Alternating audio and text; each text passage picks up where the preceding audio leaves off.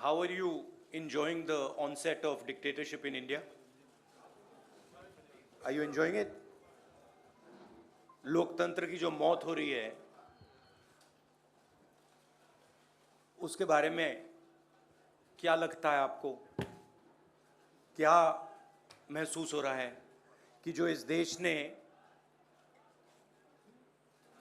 70 साल में बनाया उसको 8 साल में खत्म कर दिया गया है। आज हिंदुस्तान में लोकतंत्र नहीं है। आज हिंदुस्तान में 4 लोगों की डिक्टेटरशिप है। हम महंगाई के मुद्दे उठाना चाहते हैं, बेरोजगारी का मुद्दा उठाना चाहते हैं, जो समाज को बांटा जा रहा है उसके बारे में हम चर्चा करना चाहते हैं, यहाँ करना चाहते हैं, पार्लियामेंट हाउस में करना चाहते हैं। हमें ना बोलने दिया जाता है, पार्लियामेंट हाउस में हमें डिबेट नहीं करी जाती, अलाउ करी जाती है, हमें अरेस्ट किया जाता है। ये आज हिंदुस्तान की हालत है। आप सवाल पूछिए। जैसे मैंने पहले कहा, जो ऑपोजिशन डेमोक्रेसी में, लोकतंत्र में लड़ती है वो इंस्टीट्यूशंस के बल पे लड़ती है। मतलब जो देश का लीगल स्ट्रक्चर होता है, जुडिशियल स्ट्रक्चर होता है, जो देश का इलेक्टोरल स्ट्रक्चर होता है, जो देश की मीडिया होती है, उसके बल पर ऑपोजिशन खड़ी होती है।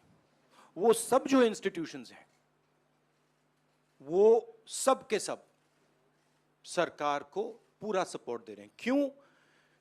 क्योंकि सरकार ने अपने लोग इंस्टीट्यूशंस के अंदर बैठा रखे हैं। हिंदुस्तान का आज हर इंस्टीट्यूशन इंडिपेंडेंट नहीं है। हिंदुस्तान का हर इंस्टीट्यूशन आज आरएसएस के कंट्रोल में है। आरएसएस का एक व्यक्ति हर इंस्टीट्यूशन में बैठा है। तो हम एक राजनीतिक पार्टी से नहीं लड़ रहे हैं, हम हिंदुस्तान के पूरे इंफ्रास्ट्रक्चर के खिलाफ लड़ रहे हैं। जब हमारी सरकार होती थी, इंफ्रास्ट्रक्चर न्यूट्रल रहता था, हम इंफ्रास्ट्रक्चर को कंट्रोल नहीं करते थे। 2 राजनीतिक पार्टियों की लड़ाई होती थी, 3 राजनीतिक पार्टियों की लड़ाई होती है। आज इंफ्रास्ट्रक्चर सरकार का पूरा एक पार्टी के साथ है। फाइनेंशियल इंफ्रास्ट्रक्चर उनके साथ है। अगर कोई दूसरी पॉलिटिकल पार्टी को सपोर्ट करना चाहे, उस पर ईडी लगा दी जाती है, सीबीआई लगा दी जाती है, धमकाया जाता है, डराया जाता है। तो फाइनेंशियली मोनोपोली है बीजेपी की, आरएसएस की, इंस्टीट्यूशनली मोनोपोली है। इसीलिए ऑपोजिशन इफेक्टिवली, अग्रेसिवली खड़ी हो रही है, बट इंपैक्ट जो होना चाहिए वो दिख नहीं रहा है। आज सबसे ज्यादा अनएम्प्लॉयमेंट हिंदुस्तान में, महंगाई बढ़ती जा रही है, गैस सिलेंडर की प्राइसेस बढ़ती जा रही हैं। पता नहीं, शायद मतलब फाइनेंस मिनिस्टर को मतलब ये आंकड़े दिख ही नहीं रहे हैं, या उनको बताया गया है कि बस बोलते जाइए, बट ये रियलिटी नहीं है। आप किसी भी कस्बे में चले जाइए, किसी भी गांव में चले जाइए, किसी भी शहर में चले जाइए, पूछिए महंगाई की क्या हालत है, आपको बताएंगे कि सबसे ज्यादा आज महंगाई है। तो देखिए, रियलिटी एक है और परसेप्शन एक बनाया जाता है। ठीक है, कहते हैं स्टार्टअप इंडिया, ठीक है, पूरा ट्रांसफॉर्मेशन कर दिया। आप मुझे दिखाओ स्टार्टअप इंडिया है कहां? स्टार्टअप इंडिया लोगों को फायर कर रहा है, निकाल रही है स्टार्टअप्स, लोगों को सड़क पे फेंक रही हैं। कोविड में हिंदुस्तान में कोई नहीं मरा। हेल्थ मिनिस्टर आपको कहेंगे कि हिंदुस्तान का परफॉर्मेंस दुनिया के सब देशों से बेहतर था। यूएन आपको कह रहा है कि 5 million people have died. Hindustan की सरकार कह रही है नहीं, वो झूठ बोल रहे हैं। गुजरात में आप जाएंगे, वहां पे मतलब लाशों के ढेर लग गए थे। गंगा में आपने देखा लाखों लोग मरे, मगर नहीं, हिंदुस्तान की सरकार कहती है ये सच्चाई नहीं है। बेरोजगारी बढ़ती जा रही है, हिंदुस्तान की सरकार कहती है सच्चाई नहीं है। महंगाई बढ़ती जा रही है, हिंदुस्तान की सरकार, उनकी जो फाइनेंस मिनिस्टर हैं, कहते हैं नहीं। पूरा कम्युनिकेशन स्ट्रक्चर उनके हाथ में। It's a simple thing. जितना मैं सच्चाई बोलूंगा उतना मेरे ऊपर आक्रमण होगा। मेरी प्रॉब्लम यह है कि मैं सच्चाई बोलता हूं, मैं डरता नहीं हूं। तो मैं अपना काम करूंगा, लोकतंत्र के लिए खड़े होने का काम करूंगा, महंगाई का मुद्दा उठाने का काम करूंगा, बेरोजगारी का मुद्दा उठाने का काम करूंगा, और मेरे ऊपर और आक्रमण होंगे। यह सच्चाई है। और जो धमकाता है वो डरता है। ये बात आप समझ लीजिए। जो डरता है वो धमकाता है। किससे डरते हैं? जो आज हिंदुस्तान की हालत है उससे डरते हैं। जो उन्होंने वायदे किए थे, जो उन्होंने पूरे नहीं किए, उससे डरते हैं। महंगाई से डरते हैं, बेरोजगारी से डरते हैं, जनता की जो शक्ति है उससे डरते हैं। क्यों डरते हैं? क्योंकि झूठ बोलते हैं। 24 घंटा ये लोग झूठ बोलते हैं। बेरोजगारी नहीं है, प्राइस राइज नहीं है, चाइना नहीं आया। आप एक काम कीजिए, अगर आपको मौका मिले, जो ईडी ऑफिसर्स ने मुझे इंटेरोगेट किया उनसे आप जाके बात कीजिए। वो आपको बता देंगे क्या हुआ उस कमरे में। कांग्रेस पार्टी को नहीं,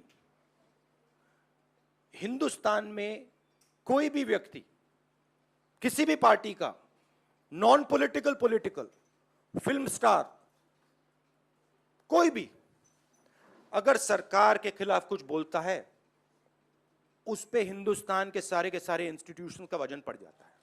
यह कांग्रेस पार्टी की बात नहीं है। मैंने जो यहां शुरुआत की, और देश को शायद यह समझ नहीं आ रही है और आएगी बात, लोकतंत्र आज हिंदुस्तान में नहीं है, खत्म हो गया है। कि ये प्रेस कॉन्फ्रेंस आप डिस्ट्रैक्ट करने की कोशिश मत कीजिए, ठीक है? सीधी सी बात है। ये प्रेस कॉन्फ्रेंस महंगाई, बेरोजगारी और देश में जो आज हालत है उसके बारे में है।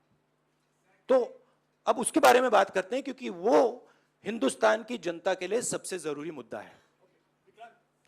ये गांधी परिवार पे अटैक क्यों करते हैं? ये गांधी परिवार पे इसलिए अटैक करते हैं क्योंकि हम एक विचारधारा के लिए लड़ते हैं, और हमारे जैसे देश में करोड़ों लोग हैं। हम लोकतंत्र के लिए लड़ते हैं, हम कम्युनल हार्मनी के लिए लड़ते हैं, और सालों से लड़ रहे हैं। ये सिर्फ मैंने नहीं किया, सालों से हो रहा है। जान दी है मेरे परिवार ने। ये हमारी जिम्मेदारी है, रिस्पॉन्सिबिलिटी है, जो भी आप कहना चाहो, क्योंकि हम इन विचारधाराओं के लिए लड़ते हैं। जब हिंदुस्तान को बांटा जाता है, हिंदू मुसलमान को लड़ाया जाता है, हमें दर्द होता है। जब किसी को दलित कह के मारा जाता है, पीटा जाता है, हमें दर्द होता है। जब किसी महिला को पीटा जाता है, हमें दर्द होता है। इसीलिए हम लड़ते हैं। ये एक परिवार नहीं है, ये एक विचारधारा है। हाँ, हिटलर भी चुनाव जीत के आया था। हाँ, हिटलर भी चुनाव जीत जाता था। हिटलर चुनाव कैसे जीतता था? हिटलर चुनाव ऐसे जीतता था कि जर्मनी के पूरे इंस्टीट्यूशंस उसके हाथ में थे। उसके पास एसए थी, पैरामिलिट्री फोर्स थी, उसके पास पूरा का पूरा ढांचा था। मुझे पूरा का पूरा ढांचा दे दो, फिर मैं दिखाऊंगा आपको कैसे इलेक्शन जीता जाता है। अब देखेंगे हमारा काम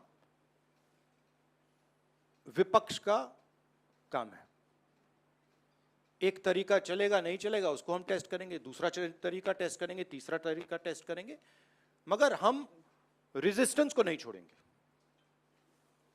जैसा कि आप जानते हैं, अभी 24 नंबर अकबर रोड से प्रधानमंत्री निवास तक एक मोर्चा निकाला जाए। आज से ना प्रधानमंत्री, ना मुख्यमंत्री, ना कोई पद पे रही है, तो मोदी जी क्यों डरते हैं? इसका जवाब दें।